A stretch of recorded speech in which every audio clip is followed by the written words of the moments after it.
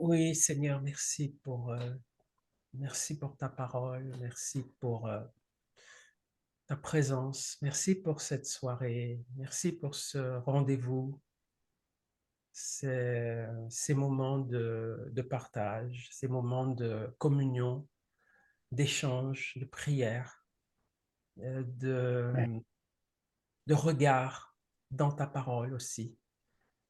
Vraiment, merci pour ces moments. Je te prie maintenant, Seigneur, dans ta grâce, de merci. bénir cette exhortation et de nous édifier et de bénir aussi cette discussion qui suivra.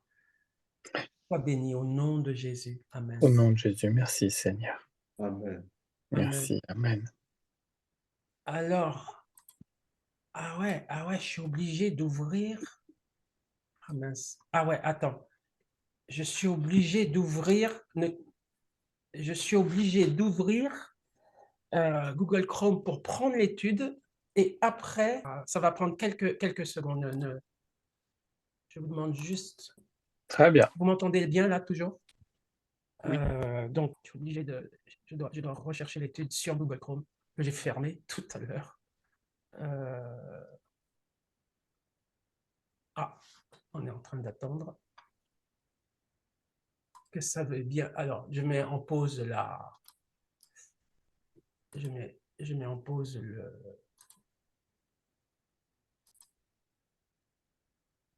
Je tente le coup parce que j'entends pas de coupure. Ok, donc, euh,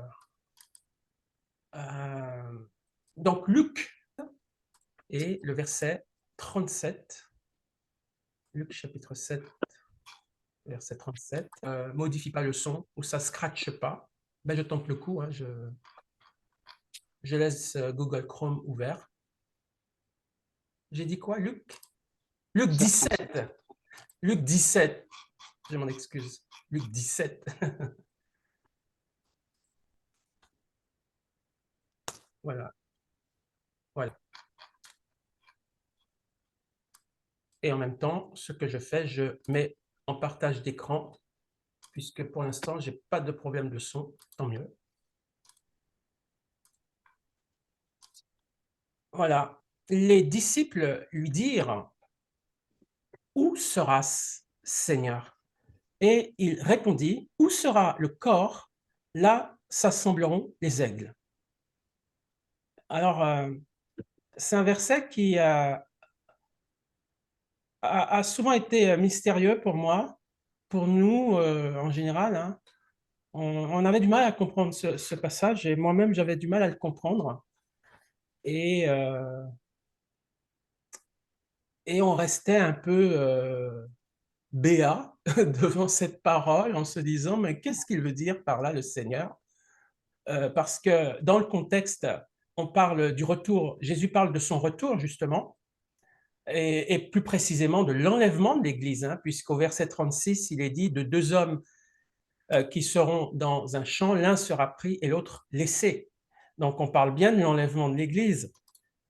Et les disciples lui dirent, où sera Seigneur? Et il répondit, où sera le corps? Là s'assembleront les aigles. Boum, mystère. Là, on se dit, waouh, qu'est-ce que ça veut dire tout ça? Et puis, en fait, alors, euh, je reviens donc à nous.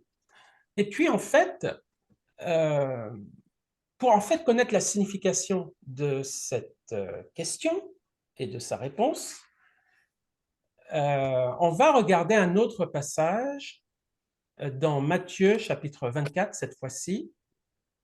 Ça bug toujours chapitre 24 et le verset, ouais, c'est ça, Matthieu chapitre 24 et le verset 28, je dis. Hein. Le même verset mystérieux, Matthieu chapitre 24, verset 28. Donc là, je vais nous mettre le passage à l'écran en même temps. Et donc, on a, pareil, on est dans le contexte du retour du Seigneur. Verset 27, car comme l'éclair part de l'Orient et se montre jusqu'en Occident, ainsi sera l'avènement du Fils de l'homme. En quelque lieu que soit le cadavre, là s'assembleront les aigles. Alors là, on a une précision, là, on a le mot cadavre. Tout à l'heure, on avait le mot corps. Bon, on reste toujours dans le mystère. Et puis, on a enfin, dans Job, on a, lorsqu'il cite ces deux passages dans Luc chapitre 19, enfin, et dans Matthieu chapitre 20, à un passage dans Job chapitre 39 et à partir du verset 30. Job, donc chapitre. Je vais mettre en. Il est dit ici, et c'est ça que Jésus en fait cite. Il cite un passage dans Job. On va voir à partir du verset 28. C'est dans les rochers qu'il habite, qu'il a sa demeure, sur la cime des rochers, sur le sommet des monts. De là, il épie sa proie. Il plonge loin les regards. Ses petits boivent le sang, et là où sont des cadavres, l'aigle se trouve. Là où sont des cadavres, l'aigle se trouve. Et donc, on s'aperçoit en fait que dans ces deux passages, Jésus donc paraphrase donc les paroles inspirées de Job, et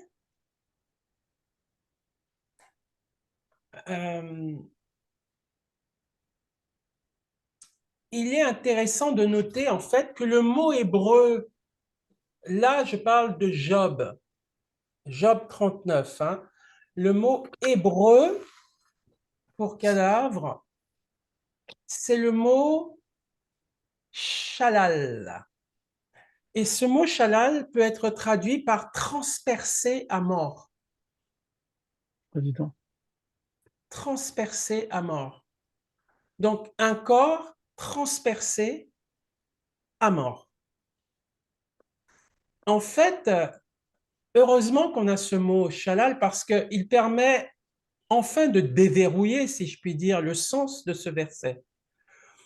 Donc, le symbolisme de cette allégorie de Job aide à déverrouiller ce message mystérieux, mais précieux que Jésus-Christ a donnera finalement des années, des centaines d'années plus tard. Et donc, on s'aperçoit que Jésus a été crucifié, Jésus a été transpercé.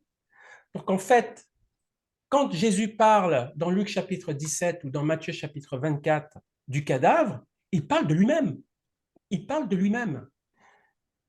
Et donc, lorsqu'on prend le contexte du verset, qui est le contexte de l'enlèvement de l'Église, eh bien là, tout devient plus clair.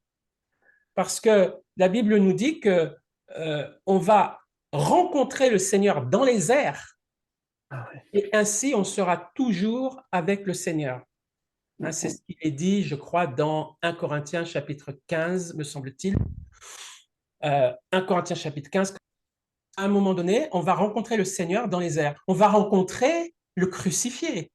On va rencontrer celui qui est mort et ressuscité et qui a les stigmates encore de sa crucifixion. Celui qui a été transpercé par une lance lorsque les Romains ont voulu vérifier s'il était mort. Et en le transperçant, l'eau et le sang sont sortis. Donc, c'est bien, Jésus, en fait, est en train de prophétiser simplement, de confirmer finalement l'enlèvement de l'Église et la manière dont ça va se faire finalement. C'est-à-dire qu'on va vers le ressuscité, vers le transpercé, et c'est là qu'on va se réunir avec lui. Évidemment, donc, les aigles, évidemment, c'est nous. C'est le symbole des chrétiens, les aigles. Et d'ailleurs, dans Ésaïe, on va regarder le passage, dans Ésaïe chapitre 40, verset 31, Ésaïe chapitre 40, verset 31, je vais le lire. « Mais ceux qui se confient en l'Éternel renouvellent leur force, ils prennent leur vol comme les aigles. Amen. Ils courent et ne se lassent point, ils marchent et ne se fatiguent point. » Nous, on est comparés ici, les croyants sont comparés à des aigles. Amen. Amen.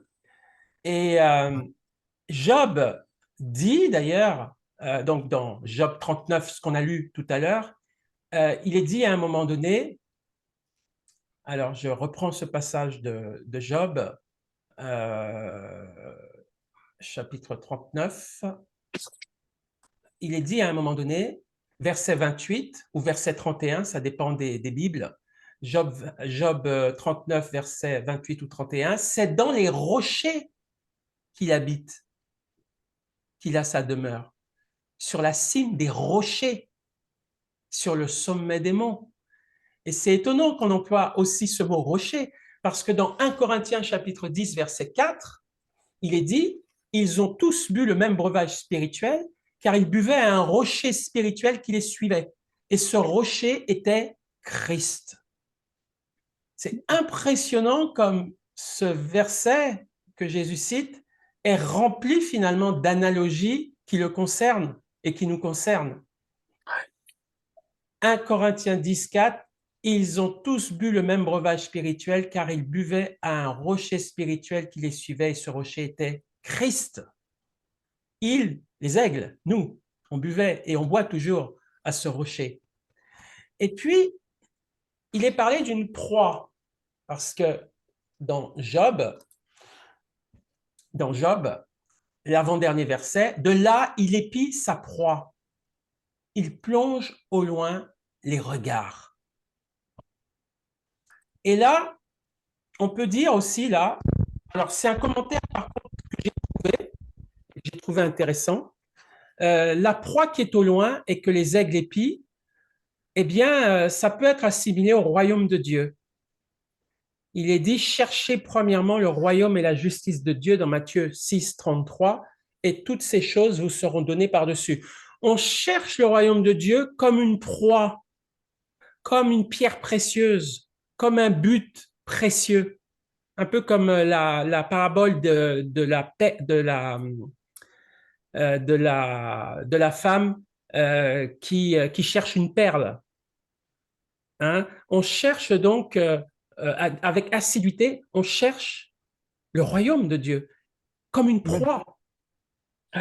Euh, il est dit d'ailleurs concernant Jean-Baptiste, concernant pardon, le royaume de Dieu, Jésus dit que les violences s'en emparent. Donc, c'est vraiment ça. On cherche avec violence. Le royaume de Dieu est semblable à, je ne sais plus exactement, et ce sont les violents qui s'en emparent. Donc là, la proie, elle peut être assimilée, elle peut être symbolisée, elle peut être le symbole, pardon, du royaume de Dieu qu'on cherche avec ardeur. Euh, voilà, donc Job 39, verset 30 à 33, c'est de ce passage qu'est tiré que sont donc tirées cette phrase du Seigneur. Et c'est lié en fait à l'enlèvement de l'Église. C'est lié à l'enlèvement de l'Église. Et, et c'est tout simplement le fait que Jésus, il est le corps ou le cadavre vers lequel le cadavre qui n'est plus un cadavre, hein, qui est ressuscité. Mais tu sais, le Seigneur, quand il donne une parabole, tout n'est pas parfaitement aligné hein, dans une citation. Hein. C'est une analogie. Hein. C'est pas parfait au niveau de tous les symbolismes, mais c'est très analogique. Donc, c'est une analogie. Donc, le transpercer, c'est plutôt comme ça qu'il faut le traduire. Le cadavre, dans le sens le transpercer à mort, c'est vers lui qu'on ira à l'enlèvement de l'Église. Alors, je vais quand même essayer de chercher le passage où il est dit dans 1 Corinthiens chapitre 15, 1 Corinthiens chapitre 15, nous les vivants, nous rejoindrons le Seigneur dans les airs. C'est surtout le terme dans les airs. Euh, euh, je cherche le passage exact. Et ainsi, nous serons toujours avec le Seigneur. Alors, soit c'est 1 Corinthiens 15, soit c'est 1 Thessaloniciens. Je vous laisse chercher. Alors, je n'ai pas pu, en fait, avec mes problèmes là de trucs, j'ai pas pu tout voir. Enfin bref, on va qu'on le trouve.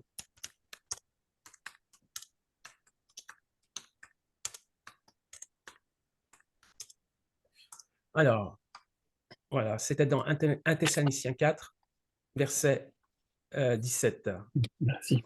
Verset 17. Et d'ailleurs, je vais nous le montrer en même temps, comme ça, vous le voyez.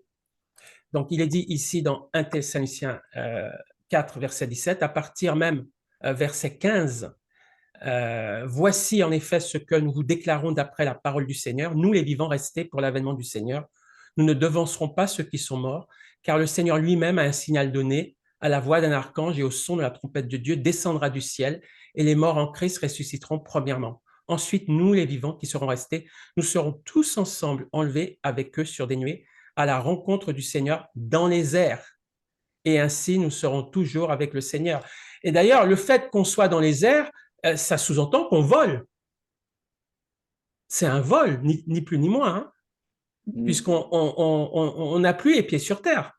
Donc, on s'envole, comme les aigles, comme un oiseau. Un oiseau vole, quitte le sol et prend son envol. On va aussi voler, prendre notre envol, comme les aigles, et on va Amen. retrouver le transpercé dans les airs.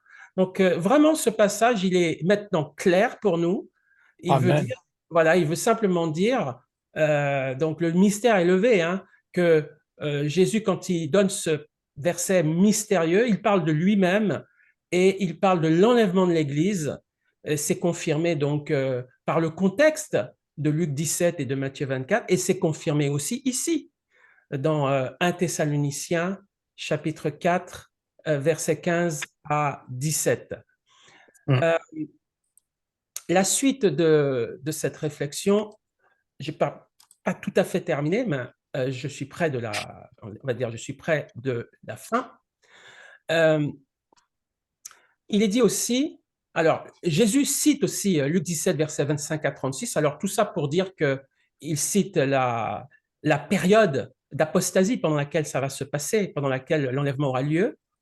Voilà. Et on l'a lu tout à l'heure dans 1 Thessaloniciens chapitre 4, il nous montre la manière dont les choses vont se faire. Alors, il y a aussi Zacharie chapitre 14, verset 9, l'Éternel sera roi de toute la terre. En ce jour-là, l'Éternel sera le seul Éternel et son nom sera le seul nom. Apocalypse 5, 10, alors ça parle de nous. Tu as fait d'eux un royaume et des sacrificateurs pour notre Dieu et ils régneront sur la terre. Donc, c'est notre Sauveur Jésus-Christ qui s'est laissé transpercer et saigner à mort pour devenir, entre guillemets, hein, un cadavre, non, pas entre guillemets, réellement un cadavre avant d'être ressuscité. Il est mort pendant 3 jours et 3 nuits et n'est pas allé vers son Père qui est aux cieux pendant ce laps de temps passé dans la tombe. Donc les aigles, c'est nous, hein, les fidèles disciples de Dieu, vont se rassembler autour de Jésus-Christ quand il sera ressuscité. Voilà. D'ailleurs, dans 1 Corinthiens 15, je crois que c'est dans 1 Corinthiens 15, verset 6 ou verset 61, je ne sais plus exactement le passage, il est dit, Paul raconte comment Jésus fut aperçu par plus de 500 frères pendant ces 40 jours après sa résurrection. Hein. Il a été vu par plus de 500 frères. Donc on a là encore 500 frères qui se sont, qui l'ont entouré, qui sont venus vers lui. Hein, c'est dans 1 Corinthiens 15, verset 61. Il est dit ensuite, il est apparu à plus de 500 frères à la fois, dont la plupart sont encore vivants et dont quelques-uns sont morts. Et, et donc, on se rassemblera donc autour de son corps, autour de Jésus. C'est tout simplement ça. Alors, j'ai cité 1 Thessaloniciens 4, versets 16 et 17. Et là, ma réflexion, donc, elle est terminée. Je voulais simplement faire un rappel, lever éventuellement comment on appelle ça, un, un mystère par rapport à ce verset qui, pour certains, pour beaucoup, hein, a été énigmatique et qui n'est en fait que le rappel de l'enlèvement de Jésus. Alors, la discussion peut-être qu'on peut avoir, pourquoi Jésus a cité ce passage tiré de Job? Pourquoi il a mis en scène il s'est mis en scène, entre parenthèses, entre guillemets, avec ce passage. Et qu'est-ce que ça peut évoquer pour nous, le fait que Jésus se soit comparé à celui qui est transpercé, et c'est vers lui, celui qui est transpercé, on va être réunis autour de lui, mais en tant que transpercé, en tant que crucifié, ressuscité, mais crucifié. Donc, Amen. c'est toutes ces questions on peut maintenant ouvrir une discussion par rapport à ça, et que le Seigneur bénisse maintenant cette discussion. Amen. Amen. Amen.